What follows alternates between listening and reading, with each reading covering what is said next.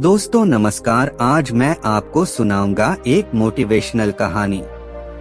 एक गांव में एक किसान रहता था। वह दिन भर खेत में मेहनत कर उसमें उपजी फसल से अपने परिवार का भरण पोषण करता था। लेकिन कुछ वर्षों से मौसम की मार के कारण उसके खेत में अच्छी फसल नहीं हो पा रही थी। कभी बाढ़ तो कभी ओले तो कभी सूखे से उसकी फसल बर्बाद हो रही थी।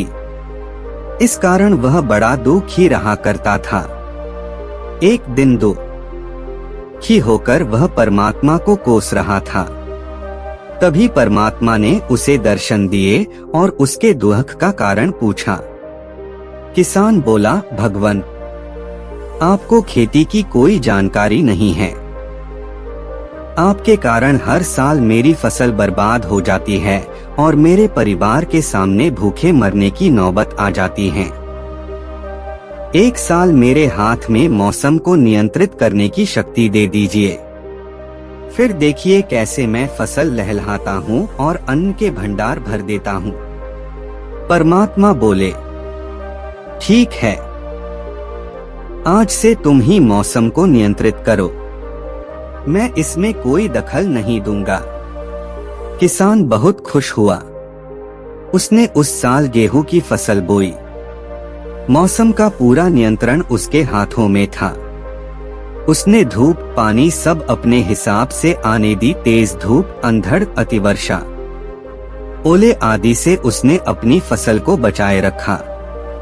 समय के साथ फसल बढ़ने लगी। फसल देख किसान झूम उठा, क्योंकि इतनी अच्छी फसल उसके खेत में कभी हुई ही नहीं थी।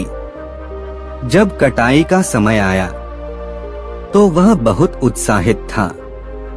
वह मन ही मन सोचने लगा कि अब भगवान को पता चलेगा कि फसल कैसे ली जाती है। इतने साल वे हम किसानों को यूं ही परेशान करते रहे।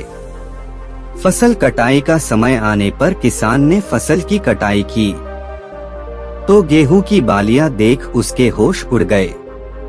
एक भी बाली के अंदर गेहूं नहीं था। वह विलाप करते हुए परमात्मा को याद करने लगा। परमात्मा प्रकट हुए तो वह बोला, हे भगवान, ये मेरी फसल को ये क्या हुआ? परमात्मा बोले, इस बार सब कुछ तुम्हारे नियंत्रण में था। तुमने हवा, पानी, धूप सब कुछ तो फसल के अनुकूल रखी, फिर भी वह खोखली रह गई। जानते हो क्यों? इसका कारण है कि तुमने फसल को संघर्ष का अवसर ही नहीं दिया। न वह कड़ी धूप में तपी, न ही बारिश की तेज बौछारों को सहा, न ही वह तूफानी अंधड़ से जूझी। इस कारण वे खोखली रह गई। कड़ी धूप, तेज वर्षा, आंधी तूफान जैसी चुनौतियों के आगे फसल खुद को बचाने संघर्ष करती है। इन चुनौतियों का सामना करने से जिस शक्ति और ऊर्जा का संचार उनमें होता है, वही अंततः अन्न के रूप में उनकी बालियों में संग्रहित होता है। इस बार बिना संघर्ष के वे खोखली रह गई। सीख, जीवन में चुनौतियां और संघर्ष अति आवश्यक है। चुनौतियां से जूझने और संघर्ष करने से हम में कई आंतरिक गुणों का विकास होता है। हम साहसी, जुझारू और आत्मविश्वासी बनते हैं।